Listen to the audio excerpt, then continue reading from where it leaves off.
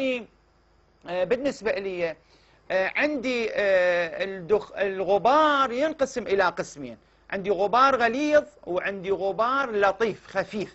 زين، بالغبار الغليظ يلحق به الدخان الغليظ، يعني الدخان الغليظ تصنيفه يلحق بالغبار الغليظ. وأكو هم دخان لطيف. زين، من الجقارة الدخان اللطيف يلحق بالغبار اللطيف. وعلى هذا الأساس خلي ناخذ يعني اتصال وأرجع لكم إلى هذا المحور المهم. نعم، التدخين السيد الصدر يلحق التدخين بالغبار اللطيف. والغبار اللطيف احنا قلنا قبل شوية كل الفقهاء ما عندهم إشكال في استنشاقه وتعمد استنشاقه.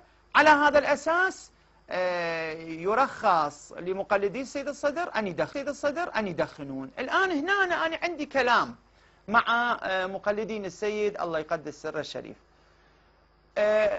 ربما ماكو إشكال على مقلدين السيد الصدر من جهة مثلا التدخين في نهار شهر رمضان، من جهة أن التدخين ليس من المفطرات، من جهة أن التدخين هو غبار لطيف أو ملحق بالغبار اللطيف. لكن حذاري من أن نقع في مشكلة وإشكالية وحرمة الإخلال بحرمة هذا الشهر الفضيل.